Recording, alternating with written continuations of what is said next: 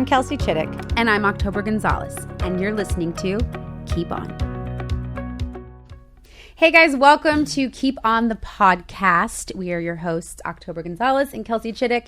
And today we have an amazing guest, somebody that's very close to my heart, a good friend, an amazing woman, mother, wife, everything. Her name's Kimberly Van Der Beek. Welcome to our podcast. Thank you for being We're so glad here. you're Thank you. Yes. What and does everything mean? you're just kind of like, you encompass this like woman who can do it all. I don't know. It's just, I like that that's title. who I'll you take are. it. I Thank feel you. like that's who you are. We'll dig into the everything. Yeah, literally. Dig Everything. into the everything and how I can do it all, maybe. Yeah. We're going to kind of dig into a little bit of everything via Kimberly Van Der Beek.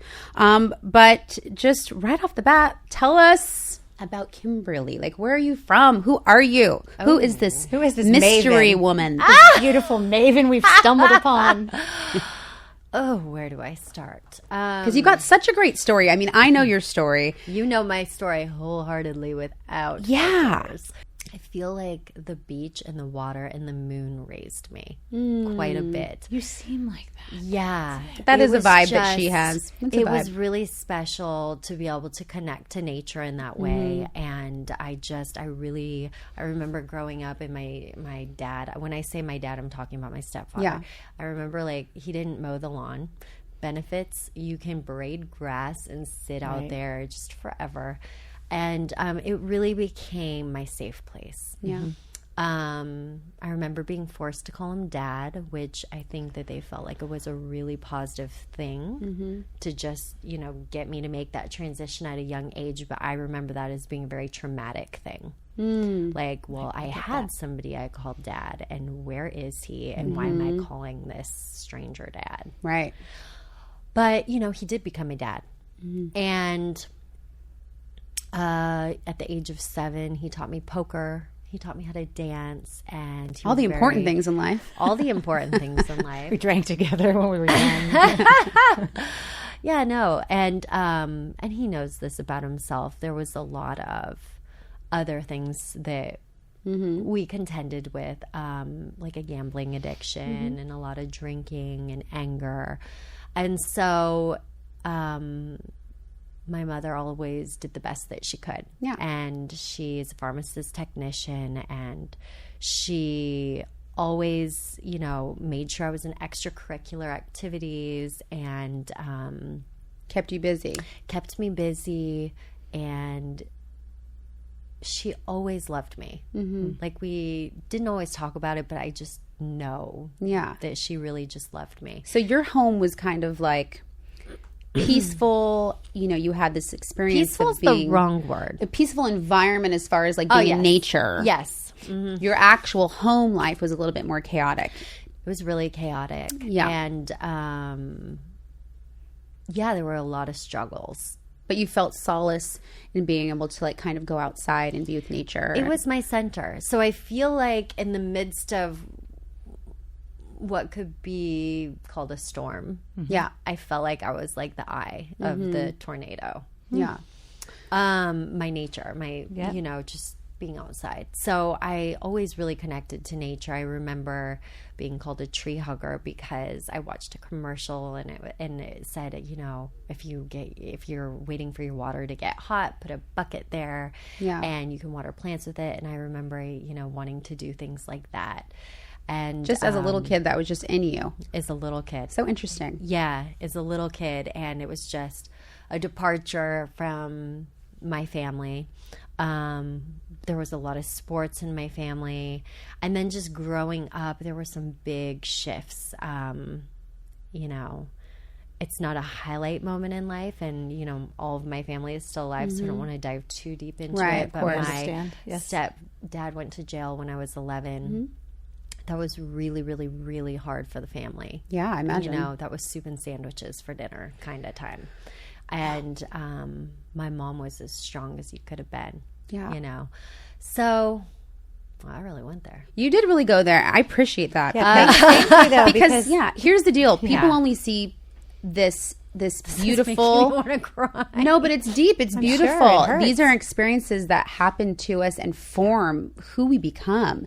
Well, the hard part is that the family's still alive. Right. and you're still dealing with this, and still it's okay. It's still dealing with this to an extent, you know, and it's an ongoing process. It hasn't ended. I would only do this for you guys. I love you. I love you. If anybody else had me on, I would not. I would skip right over that. Well, because I think you understand that this podcast isn't about like bubbles and rainbows, and I think what we are talking about here is the real stuff, because it doesn't help anybody to gloss over the big stuff and only pick the parts of our story we want. And I think most importantly is without those experiences, you wouldn't be here. So we had someone on last week, or you know, it's the shame of the story, or the desire to not maybe share it out of loving your family, or honoring them. Yes.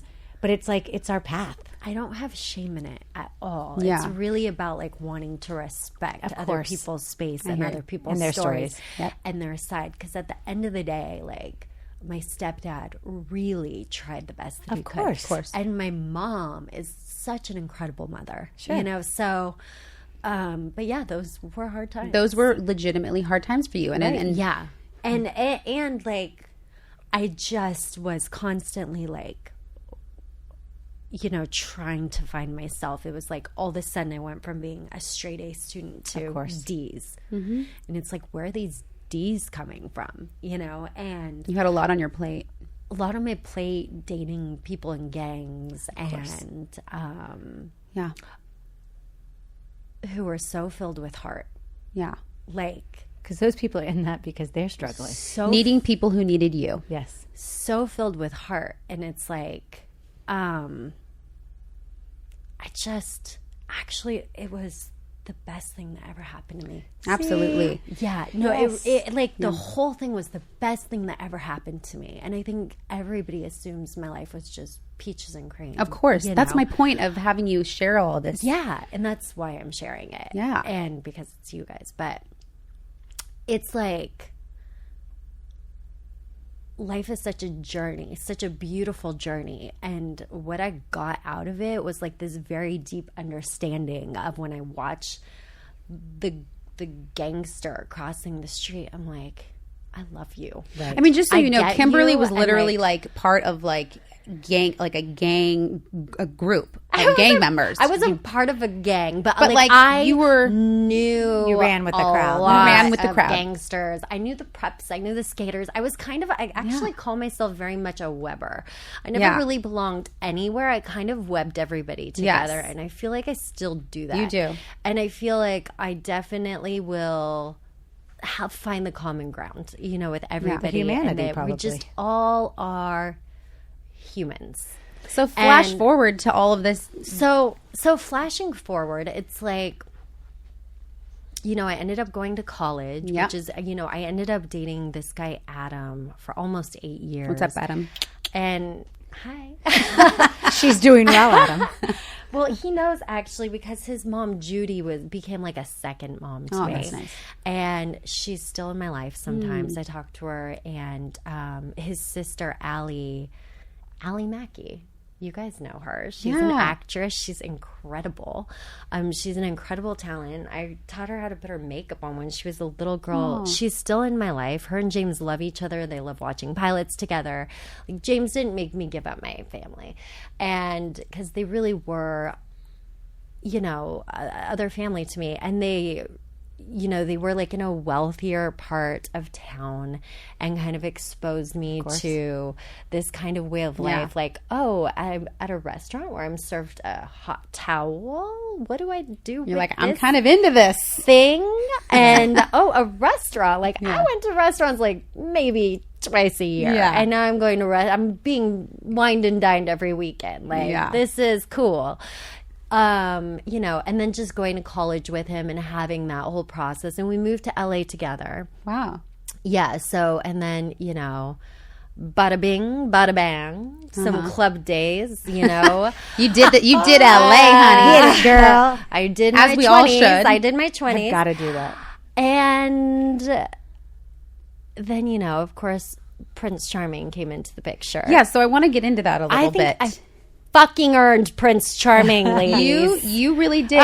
You put your time in. Honestly, like, I did. With the examples that you've had as fathers, And growing up the way you grew up, did you have a certain idea of like what kind of guy you wanted to be with, what kind of husband you were on the search for, or, you know, what kind of person you wanted to end up with?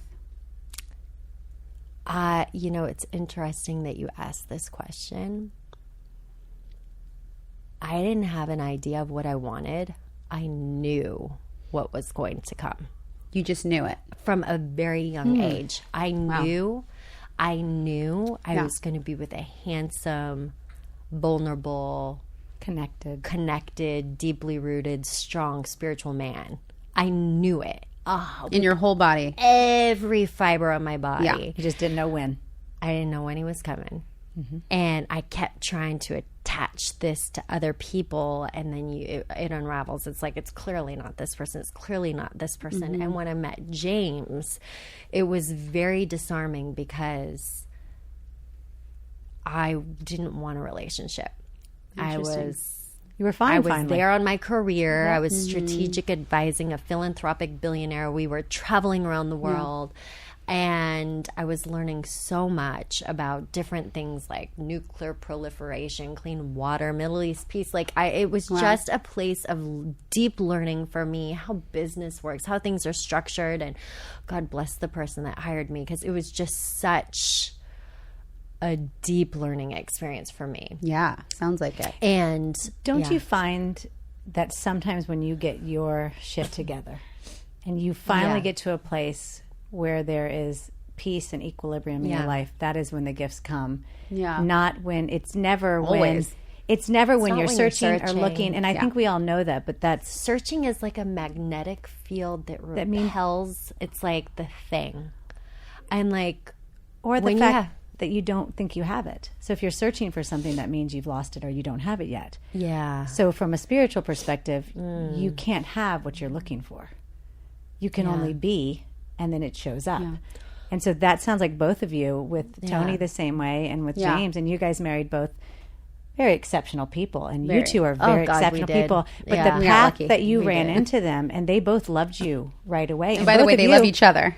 They're love each other. I know, it's so cute. And both of you weren't sold on them. You didn't care who James Van Der Beek was, and you didn't care who Tony Gonzalez was, yet you both grew up similar, yet knowing there was something more for each of you. So keep going, though. Absolutely. I think it's an interesting thing for people that are struggling right now and are like, I can never make it out of here. You just held the vision. Well, I think the thing is, like, make it out of here means you're not present. True. And listen, I'm not a master of presence by any means, but at a very young age, I learned life ebbs and flows. And you can only be where you're at. Yeah. And it takes a heavy, heavy embracing of being where you're at and being okay with that. Yep. I think. Just to even find pleasures in the minutia of life for like appreciation, you know? And I think it's okay to go through pain, and I think it makes you stronger, and I think it's also essential to being human and to growth. And I think we welcome it in. Get excited about it. Yeah. Like, sometimes things hurt. So, you know, they're tell sad. Me. Yeah. Going back to James too, tell me about the first time that you met him, that you saw him. So we met in Israel. We were both on a spiritual trip. We studied Kabbalah at the time. And we saw each other, but like he remembers the moment he saw me. Yeah. And of course he does. Yeah, there's a difference between like when he saw me and then when he saw me. So we were walking in Jaffa, or some people would say Jaffa in Israel, and he was talking to somebody I knew, and I guess what he was talking about was, I'm ready. Like he he was in a long relationship, in a long marriage, and they separated, and you know, she was in a relationship and he was dating, and he was talking about the fact that I'm ready to find the one. I like want a spiritual. I want to. He was saying all of this. Yes, to this guy. Wow. And I interrupted that conversation to ask the guy he was talking to a question. He's like, who's that And I like it when he tells the story because he has this whole face and like, oh, hi. Look at you showing up, you know, here. But my life partner. I didn't have that same moment because I wasn't having that same conversation. Yeah. So I knew there was something there. Yeah. And I didn't like it. It scared you like a little bit, It scared right? me because he is like so open and so vulnerable and so like it's big. He'll look at you like right in the eyes and he'll be like, look so right through you. Right. How's it going? It's a lot of emotion. Yeah, this is disarming, and I'm not quite comfortable with this level of discernment because I've got a shield up here. I have built some pretty nice walls around me. Yeah. So he took a whole week to knock those walls down. That was it. 1 week. That was it. Persistence. He worked hard, and it only took him a week. I remember he was holding me in the water. It was like bath water in the Mediterranean. Of course. He's holding Very me. romantic. And he wants to kiss me, and I told him no. And then he said, what are you looking for in a relationship? I just looked at him like, I'm not looking for a relationship. Wow. But then within 5 days, oh my God. You're like, here's my soul in my heart. I know. It was really, you know. There was resistance there, but there was still that sense that goes back to you even as a little girl, the knowing. Yeah. The knowing that this was always coming, but maybe not being totally prepared for when. Yeah. Well, women, it's interesting. Women or girlfriends will be like, oh, yeah, I'm dating, and, you know, I'm not sure, and they're great or whatever. I'm like, if there's any question at all. Yep. It's not. Yeah. It's not. That's it. It's not. And that's very true. And some people work through this whole journey and like, you know, affairs happen and they get stronger or they break apart or whatever. And there's always a process, but there is some kind of knowingness. There is. It's just. Agreed. And it's not here. So if you're ever talking about it or thinking about it, it's here. And you can't give this away. You can't think it away. You just, if you drop into your heart and go, is this right? Yeah. Every time you'll hear it. Sometimes you won't like the answer. Sometimes the answer is yes and you're not ready. Many times I think for women the answer is no and they don't want to hear it. If we dropped out of our heads, all of us would say the people we married, and then I would say for who I'm with now, whether you like it or not, whether the timing's right or not, the answer is yes. Yes. You couldn't give it away if you wanted to. And so the answer was yes. Yeah. You guys were full-blown in love, got married, and boom, we've got not one, not two, not three, not four. Well, let's keep it real. I mean, marriage happened while I was very pregnant. Which is perfect because you are the most gorgeous, best pregnant person on the planet You're Earth. the only person that could get married pregnant, and all of us would be like, that works. That works for her. We should think about that. She looks amazing. Can I give TMI? Yes. Please. People are like, whoa, that was quick. James and I waited almost 6 months. Wow. To have sex. Ooh, I just almost knocked your microphone over. That's amazing. Other things didn't happen, but almost 6 months. I got pregnant with Olivia in 2 weeks. Damn. Because once you guys started, that was a busy 2 weeks. She was like, I am coming in. Oh, wow. Yeah. And yeah. All these little souls waiting around. Why did you wait? We were on this spiritual quest to just make sure it was real. We didn't want it to fizzle. It was so much, so soon. And so passionate. So heavy. Yeah. And it's like, let's give some breathing space, you know, just make sure. Make sure. Cool. Yeah. And then, I mean, we have all these beautiful offspring. I know. Beautiful blonde 5 children. It's unannounced, but by the time that this airs, there's a 6th. Oh my God, she's my hero. Hero. And what I love most about you and your pregnancies, there is such a sense that life happens through you, not to you. So literally through her. Literally. Through her vagina. Life happens through her vagina. Life happens through that vagina is busy. Specific. But there's something so cool about the way you talk about it, because I feel like we've gotten stuck as women to kind of bitch and complain about motherhood. And we're the first generation that like somehow thought it was supposed to be all perfect. But you're not saying it's supposed to be perfect, but you own and honor that you chose this. What is perfect? Right. Or even that it's either supposed to be awful or wonderful. What you sit in is this place of like, this is my life and I enjoy the moments. It just is. There's an isism to your acceptance of your mothering that I could learn from. My acceptance of chaos all around me all the time. Yeah. Yeah.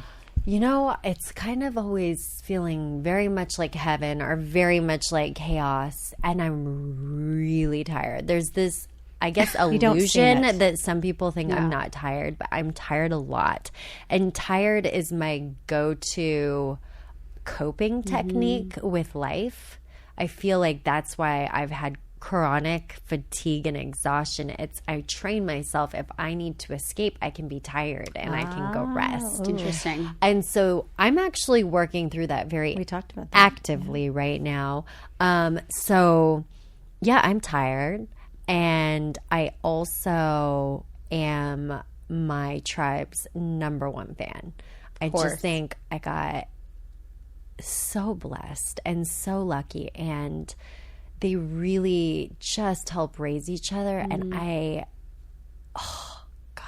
when you really listen to kids, what they teach you is so magical and special. Totally. I mean, you guys all have magical kids. It's like these generations that are surfacing right now. We think we need to change the world from them. They are the troops. We don't have to be worried. These kids that are coming out right now are just so There's something about evolved. This generation coming out. There's something magical. We just have to go like not the this. Millennials, the ones we have to create. Just our kids. Just our kids. Our age kids. The millennials, that's not going well. I'm just kidding. Not really. I'm actually serious. You know what? I'm going to defend the millennials for a second. That will help us. Because they're the pendulum that swung the other way. They helped bring balance to the 80s. To the 80s. And then I've just like self-indulgence. Like they're like, I'll work for 3 months, and I'd like like a raise. Right, I'd like a raise. Like they're not, and whereas like the 80s and 90s was about get, and millennials are like, what are we going to serve? How are we going to help? Listen, I'm not saying it's a good point. They still perfect drive me because crazy. nobody or any generation is perfect, but each generation builds on the previous generation, and it's what we needed. Yeah. It's what we needed, and we're stepping into it, and this next generation will bring balance to that. Right. And it's a good way to look So at is that kind of like, is that why you feel okay having so many kids? I mean, because some people would be like, what are we doing here? You're overpopulating the earth. This is not environmental. Believe me, I thought for a long time in life I was going to have 2 children. Yeah. Maybe. And, but I have a question. Who am I to say what the universe needs to bring into this world? If I'm supposed to have this many children, who am I to get in the way of this universal process that's so much bigger than me, yet exists within me? You know, and interestingly enough, when I got into these conversations with various world leaders in my life, not just through the work that I did, but it's interesting how the world became so small for me. Just lots of world leaders, they said one of the biggest issues of our time that is not presented to the public is underpopulation. That there's such a population decline with these generations that there won't be enough working adults to support the older generations, which is fascinating. That is very fascinating. And you know, we're definitely in a huge consumer society, so all I can do is my best to teach my children to be, I take that back. I don't have to teach my children to be anything but themselves. And I will trust that that is going to be the best thing for society. Letting them be them. Yeah. And trusting that maybe this is just their path. And everyone's so worried about, protecting. And you said, what is it? Snowplow parenting, getting out every obstacle of the way of, so that your child never has to feel any pain or go through anything. I mean, that's not our job.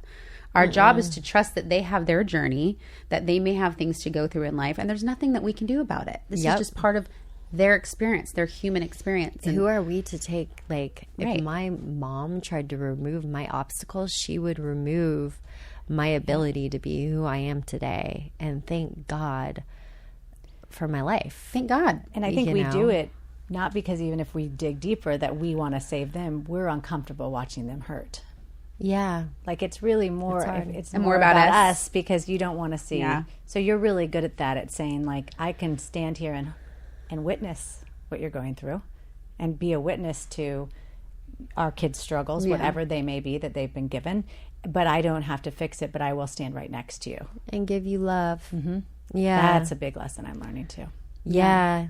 And how do you and James balance all of this? I mean, he's got a career. He's on Dancing with the Stars and kicking ass, might I say, really kicking ass. By the way, can we just say on another level. Magical. He Roomba'd, and I had a night with Kimberly. Roomba. Roomba is the vacuum. Roomba is the vacuum. Which one did he? The Rumba. I don't even know. He did the Rumba. I think it's Rumba. And I had a night with James and Kimberly a while ago, and it was a wonderful evening. And during that evening, James danced. I saw in that evening what I saw last night, which was a man that was born to move. Yeah. Oh, that's so true. And I mean, he was in his element, and without a class, he was just feeling his movement. He really was, and he was joyful, and he had actually talked about wanting to dance that night. And it's just really weird because it was about 9 months ago. Wow. And I always say that things take 9 months. Crazy. Wow. It takes 9 months to make a new something, a new human. Yeah. And sometimes we show up from the moment we have the intention or the we speak it. Yeah. And then it takes about 9 months and you go, oh my God, look at that. So anyways, I thought it was pretty cool. So here we are, Dancing with the Stars. He's just the loveliest. This is a show he's said no to before. And now he was scared. Yeah. Now it was like an unabashed, confident, resounding, exciting yes. And I've never seen him be happier doing anything. He has a day off once a week where he just does tons of work because he sold the show. He's writing, producing, all these things. All of those things. And he's like, I want to go in and dance today. Let's get better. How cool. He just wants to go dance. He found his jam, literally. He did. Guys, he's this soulful kind of come on. I'm just this creative, really, I hugged him this morning and I was just like, oh, you're just so good. Can I just say that you guys are so into each other and you guys have 5 kids and you've been married a while and it's constant chaos and you're constantly balancing, his career, your social life. You say balancing. You're the master balancer. We're not. Well, but okay, cute. but you also find time to still connect somehow. Yeah. How do you do that? Well, first of all, I want to say this. We also ebb and flow like life. Yeah. Like all of us. Like all of us. I really am. Yeah. I've had only one time in life where I'm looking at him. I'm so mad. I'm like, something's got to give here, buddy. Am I going to do this forever? Yeah. That was only the slightest moment. And then... That's great. Only one in 10 years? Yeah. Let's just say every pregnancy there are tears. Yeah. And I'm like, I'm pregnant. Mm-hmm. And I don't want to blame it on the pregnancy. I just think pregnancy brings an open chakra system and vulnerability into the mix. I don't even like to call it hormonal. It's just, it is life force energy surfacing. That sounds so much better than hormones. So much better than PMS. It is what it is. My life force is telling me that you're an asshole. Exactly. I hate to tell you what the universe is trying Leave to it to Toby. Life force says you suck. Yes. It's not me. And it's not my period. It's the life force. That's what we need to call it from now on. Yes. You have a way of describing things. Yes. I like it. I'm into it. Well, so we go through it, guys. Yeah. And we do. But he also doesn't let me hide in my safe places. That's huge. And it drives me insane. So I think why you chose anybody that challenges you and who you are and makes you dig into the uncomfortable places of fear, it's going to hurt sometimes, and it's going to be scary, and it's going to be uncomfortable, and it's going to be the best thing that ever happened to you. And I think these things are called growing pains 100%. because you grow from them. Yeah. Not to be confused with abusive hardships and things like that, which you can also grow from, but you also don't need to tolerate in a relationship space. So I do the same thing with him. Yeah. And I think we are stronger because we're together. But also we don't need each other. Amen. And it's a really good, my first really good, solid, mature relationship that doesn't always look mature on the outside, but it's got this undercurrent where we understand that we're part of each other's growing process. That's great. Yeah, it is great. It's really Would you fucking say great. the best thing about him or what you all have, because I always wonder what makes good marriages, and I think you have a phenomenal marriage, is just an overwhelming respect for him as a human being, that you just honor what he stands for and how he walks through the world and how he communicates, and that there is this sense that that this is bigger than the two of you. Does that represent it, or what would you say? That is definitely a part of it. I'm trying to think, what would I say is the biggest thing is that we have the same fundamental truths. That makes great sense. Like the things that speak deep we share the same truths. Yep. Yeah. So you So walk through beautiful. the world with the same goal and the And the same same- feeling and the same want out of life. Yeah. I feel like Yeah. If you see share the world that, the then same way. Yeah. Yeah. We do, actually. Yeah. And, there will be things that we differ on. Yeah. But, overall, yeah. I see think that. that and also vulnerability and, a spiritual practice. I agree with the spiritual practice. You have room for anger or you have room for love, but whatever it is, sometimes you have to check. And I work with this healer, Ross Jacobs, sometimes, who's incredible. And, sometimes if you're in a moment, you just ask, where is my love at? And this whole switcheroo things happens, and you're like, oh, I can see where I am not being loved, and now I can see my own thing, and I may have been righteous and right and is so angry, but now I'm making this real uncomfortable shift to be like, you feel scared. Okay, I get what you're saying. I could really use that. I'm going to start doing that. I definitely it's need so to. good. I catch myself all the time kind of just being rude for no reason. And it's like the people you love the most, you just tend to just kind of, whatever feelings come up, you just kind of go there. They're with your them. safe place to I hate that. dump. I think and too, it's we get just not stuck cool. with habits. Yeah. As you get older, you have new tools, and I think sometimes we just respond the way we've always responded, and it's subconscious. And at a certain age, you go like, "This isn't serving me anymore." No. Like joking with you, or putting you down, or calling out every mistake you make. Like you just said, I need to step outside and go, what's taking up space in me? Yeah. Like for Judgment, real. love. What is Yeah. going on in here? Fear. Because this doesn't feel good. It doesn't feel good to me. It doesn't feel good to him. It doesn't feel good to this whole situation. And then making that switch. I see a Making the change in you. switch is really hard. do? Oh God, Girl, yes. God. girl, the Kidding me? last 6 months. Thank you. Oh, and you're just getting started. Thank you. You're just getting I had a started. healer Guys, we're super into healers, and if you don't have a healer, new, I don't know what's happening. Healing and all this. What else is there to do at this point? But work on ourselves. She told me that I'm going to really come into like my highest spiritual space in my 40s. 100%. So I'm like, I think you I'm arrive. looking forward to that. Yeah, I truly am. How old are you?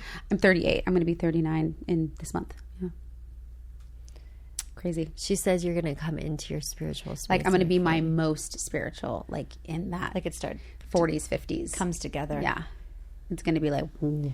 You've also done a ton of work in the past few years. I've done a ton of work. And your daughter's teaching you a ton about you. Yes. She's the greatest. But this is what our kids do. This is what I we're think your talking about. spiritual work is going to continue to build your whole life. Absolutely. I don't think there's as it should. Yeah.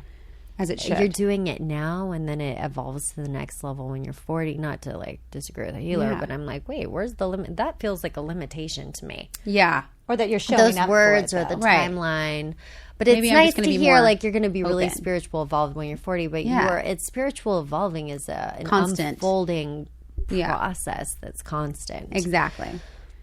It's interesting, and I know that everybody on social media knows Kimberly is just the like natural mother guru of all things health and wellness. We know like you have so much information. I'm constantly like, how do you have time with all these kids, this husband, his career, to find time to give back to all of us in a way, and to like everybody on social media, to kind of like put that out in the world so that people can have a perspective on like what alternatives they have to like medicine, and and when it comes to pharmaceuticals, or when it comes to the kind of skincare or diapers or clothing or cleaning products, or I mean literally you cover all of it. Yeah, well, it's easy when it's your passion, so it feels kind of effortless. It's I remember that. It's easy when it's your passion. It's your passion. And it's my passion, and it's so much my passion that it annoys me. I just feel like I'm constantly giving myself a bombardment of information to share it. And sometimes I'm just like, why am I bombarding myself with information when I intuitively could just make these decisions myself? It's like, because people want information. I agree with you. By the way, I want information. I know you want information, but you know what I'm saying? It's a time suck. It is. And it's also pretty intuitive what you're saying. But you're putting it in a way that makes sense. I think what you're saying is like most of us know what's right if we check in on some stuff. It's a reminder to check in. Yeah. And I say with everything, I do use your eyeliner, starting with your face wash, birthing, everything. And I look nothing like her. So I'm going to sue the companies. I keep being like, I bought every goddamn thing that Kimberly woman has, and I don't look like her. You're gorgeous. Let's start. Good lighting does everything for everybody. Yes. Well, and I'm sorry, I'm looking at your skin. You're gorgeous. You do have an inner glow, and I don't think they have a lotion for that. But that comes from heart. Yeah. That comes from that comes from but you had it. Oh, by the way, what are we pointing to? Kimberly, Baby. Do you have an announcement? Baby. Oh, yeah. We know this. We announced it. Number 6, people. Numero I seis. know. This is my glow, guys. That's wild. It's so beautiful on you. It is your glow. Do people start asking you if it's a boy or girl? Because we know you have 5 girls and a boy. Does that question get annoying? Is so certain of what I'm having. That's so funny. Always. And it's either a girl or a boy. Everybody is always wrong. With Olivia, I carried how everybody says you carry a boy. Yeah. I had people stopping me on the street. Of course. A basketball. I even had like a homeless person. They are connected to God. They are connected. Like sometimes they are like. You were like, what? I feel like the veils are really lifted for homeless people sometimes because they don't have so much overstimulation. They just speak their truth. If it sounds insane, it's fine because you know what? They're speaking their truth. Right. That's how I plan on being when I'm like 90. I say whatever the hell I want. What do you mean? You're going to start? You've been doing that since you were 20. I do say. I was going to say, what part of you feels like you're waiting? She's going to start. I hold a lot in. Okay. If anybody thinks Toby's waiting, you don't know her well enough. I know. It's true.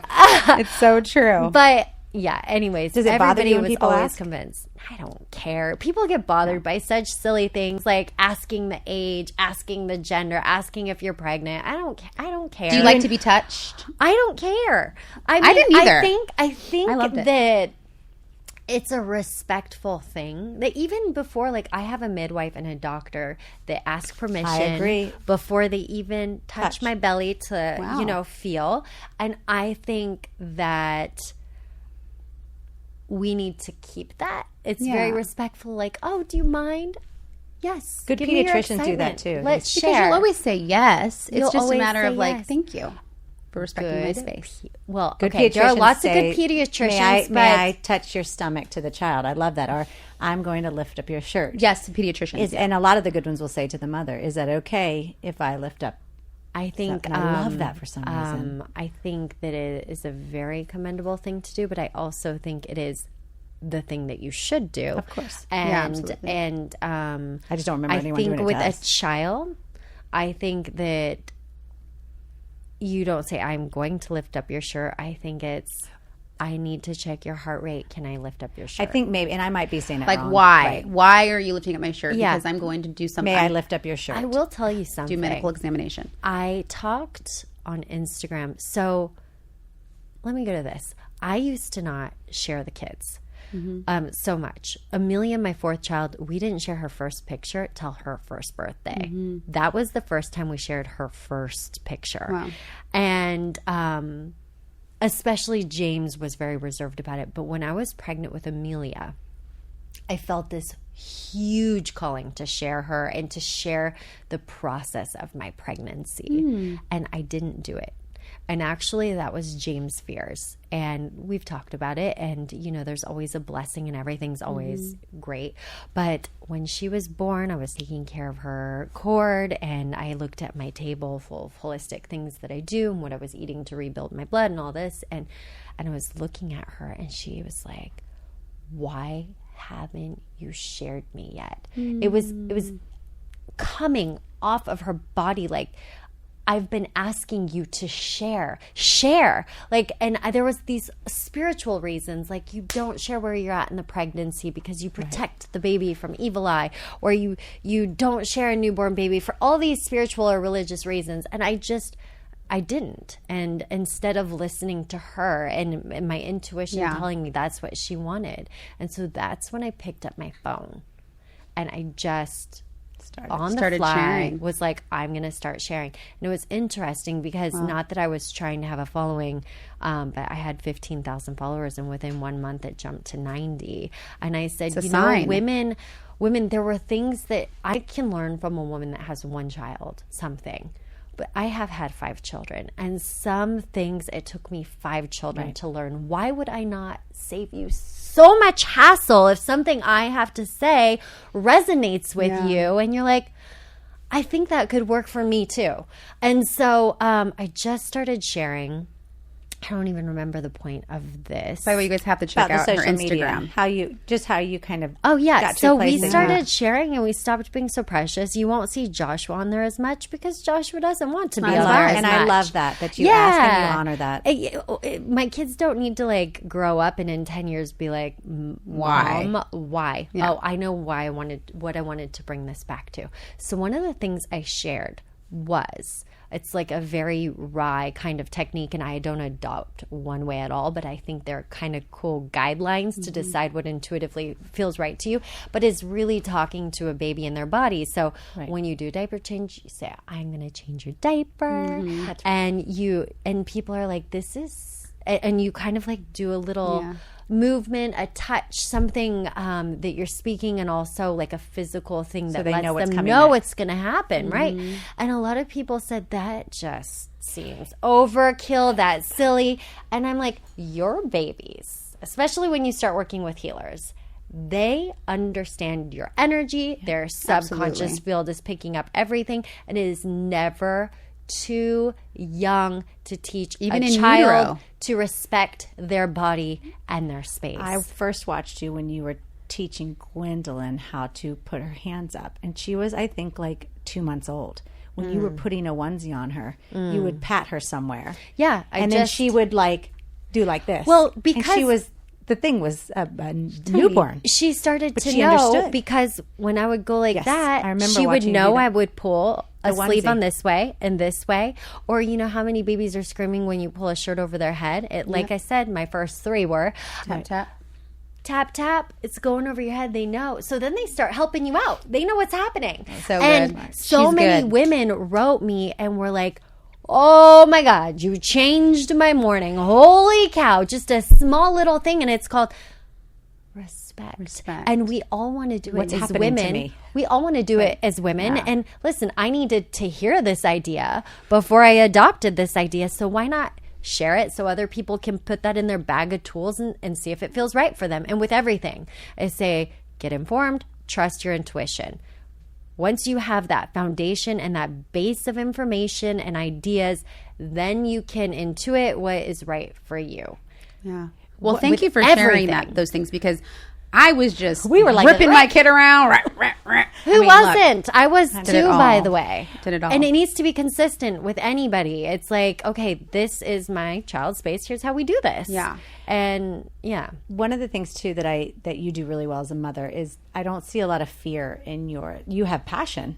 But she doesn't lead with fear. No. So, this is true. And that is a huge, and even we were just sitting out here before we got out here watching the news, which is just like, we're in the most fear-based time of our lives. Yeah.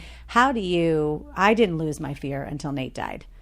You're pretty fearless. Because you've been through enough and seen that it, like, I think maybe similar, it ebbs and flows. Yeah. But part of what's hard about being a mother for me is just the fear. Yeah. I don't have it anymore. Let me ask you this. I like how you let your kids climb that tree. Oh, I'm going to talk about the tree. That's climbing. like been the biggest thing for me. A lot of judgment around that tree. I'm going to talk. There's judgment about the tree? Yeah. There is. It has inspired me. I want to ask you this first, though. Yes. You had some time and space from your husband passing. Of course you're going to feel fear. Of course you've got to process that. Of course there's going to be some PTSD around that. That is one of the most traumatic things anybody can experience. Now that you're zooming out slowly, was that something that you had to stop? Was what something I had to stop? His passing. Was it something, one, that you had to stop, and two, anything you had control over? No. And after he died, fear was gone. Interesting. She could breathe. Fear is gone now. Okay. Yeah. Fear is completely gone. Okay. I was the most this is fearful person. another level. So you I'm no more. were I'm no intuiting what was to come. I knew it was coming. Nobody talks about how powerful intuition is. I think it's. I knew it. For 10 years we vacationed, and I was so uptight on vacations. And she said, "Why are you so nervous?" I said, "Something bad's going to happen when I'm traveling." You've healed. I am not afraid. If something happened to my kids, and this is a very bold thing to say, but I have peace with death. I have peace that, which is something most people cannot come to peace finally with at I can all, breathe. Ever. No, I mean, I was holding so tight to everything, including my children and including Nate, that once I knew he went, and that what I've learned is that the letting go is the great leap. And I feel so much joy, and I see you parent like that, and she's always sort of parented like that. Fear is what gets us as mothers. Yeah. That we won't be able to live if something happens to our child, and we won't be able to make it if our husbands By the die. way, I may not be able to live for a period of time. God forbid anything happen to my child. 100%. But that won't happen. It won't happen. Not where you can. It's not where I start my. Well, you can't. It has nothing to do. But there is a peace in knowing that all is well. Yeah. Yes. All is simply well.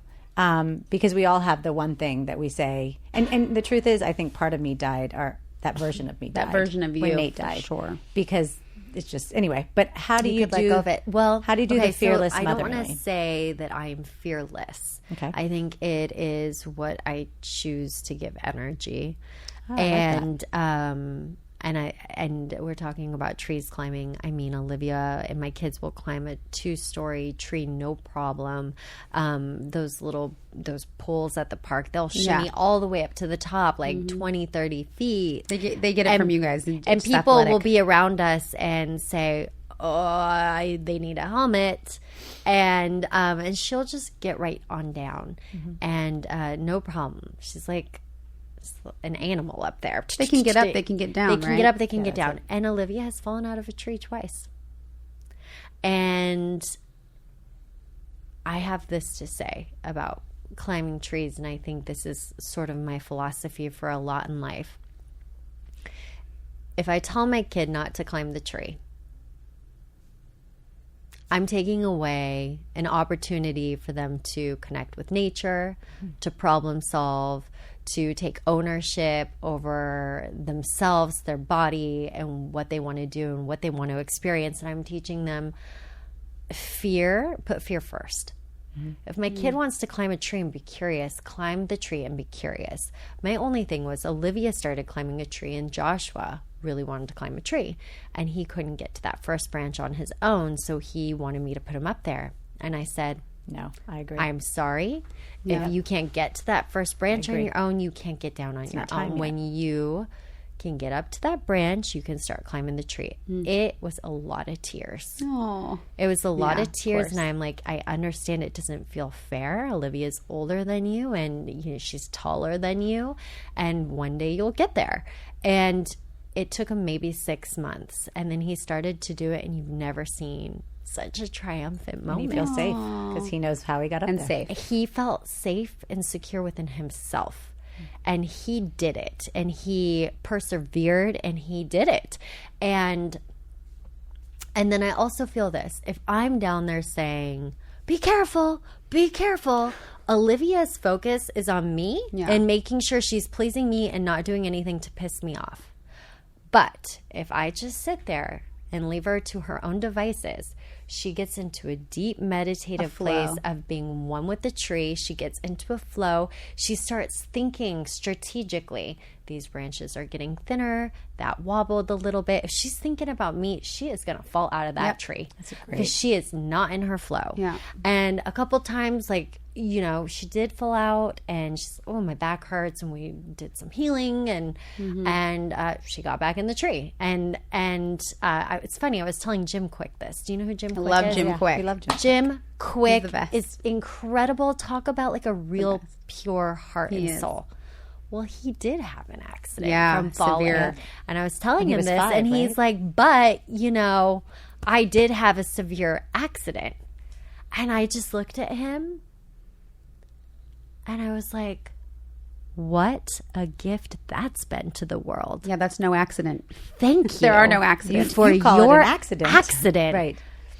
Your accident is so beautiful because you are so beautiful, and the way that he's grown from that is so beautiful. He's Jim Quick because of that accident. Because of that accident. He's Jim Quick. And it doesn't always work out well, guys. But back in the day, we had playgrounds with it was all and there were not injuries then. You can look at the statistics. We didn't have the fear of God in them. They were playing 15 feet up, and they knew what to do. It was a part of who they were. It was a part of their brain development from a very young age. And if you get into the minutia, ACL injuries are higher than they've ever been, and they're saying it's because kids aren't jumping from really high surfaces anymore. They're not training their muscles in the same way. They're not getting their knees scraped because we're so careful. I just don't have a problem with it, and I understand a lot of women want to be okay with it, and it's hard, and I also think it's okay to just be where you're at. Yeah. So if you have fears, and I have my own sets of fears, just check in. It's okay to check in and be intuitive, because sometimes your fears are coming from a place of, my husband's going to die when I'm traveling. Yeah. Oh my gosh. Not that those fears helped you relax or enjoy life more, but they had a strong purpose, and they prepared you for a moment. They prepared me. It was, for me, it was more, you can't stop this train, but you better do everything you can, so when the moment hits, you have every tool possible. And that's what that intuition gave me. Yeah. Was for 2 years prior to that. That's so beautiful. I started every type of spiritual practice that you could. So, anyway. Wow, wait a minute. Isn't this a huge thing? What's the difference between fear and intuition? Was it fear, or was it intuition, or was it both?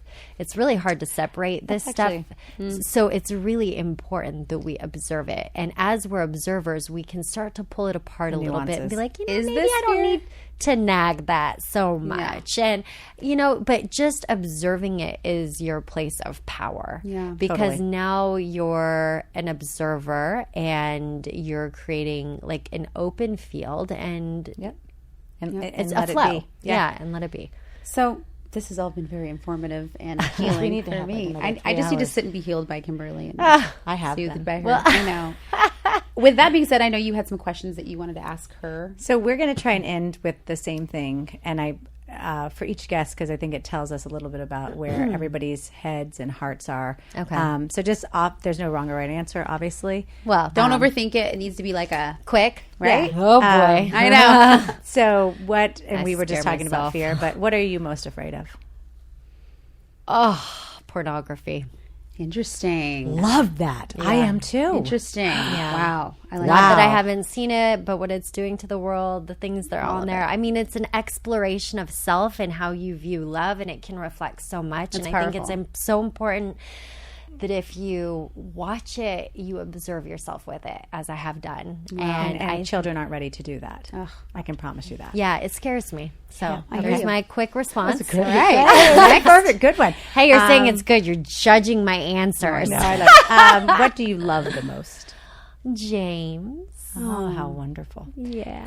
And How wonderful. how wonderful a perfect marriage. be Must be nice. nice to have your husband all alive and What everything. is perfect, girlfriend? A roller coaster was a perfect ride. Right, exactly. And then if you could have one thing in life that you didn't have to work for, that didn't have to struggle for, but that was just bestowed upon you, what would that one thing be? I that you just think- want to say money, and it sounds silly, but there's so much change that I want to do in the world, and we are in a physical world, and I just want to pay the politicians more than they're making from other people so that we can solve some ish. Make some changes. I Wonderful. want money without working for it. I love it. My heart, my heart too. My heart We wants should meet land. Sophie. My heart wants land Right. and space and a house and all these things, but like, Money provides you what you want. Opportunity. Opportunity, and lets you do the things you want to do. To make a dent. yes. So our next thing is Yes. going to be like, what is the upper? Our next episode will be about breaking through the upper limit so that all that can come to you. Kimberly. Because if anybody deserves it, it's you. You're the Oh, best. are those Yeah. my 2 questions? That's Those it? are your 3. 3 questions. 3. I That know. was easy. We love you. You're Yes. the best. You guys Aw, thank all go you. follow her and be inspired by her on a daily basis at Kimberly Van Der Beek on Instagram. At Vander Kimberly. Vander Kimberly. I'm so sorry. And that's Vander that's one Kimberly. M. James is Vander Vander James. James. So of course I have to be Vander. And all your Kimberly. kids are going to be Vanders. We'll see. We'll see what I love it. Big congratulations to you on baby number 6. Thank you. We love you. Thank you for We being love you. here and That- inspiring. Well, thank you. the best. I'm next time I can be glowy and glittery if you need. We like to You go already deep. were. You were glowy enough. We like to get beneath the surface and really get into the. Tears in the first 5 minutes always good. It's perfect. Thank you for being on. Awesome. Thank you, ladies. Love you. And remember to keep on Keep it on.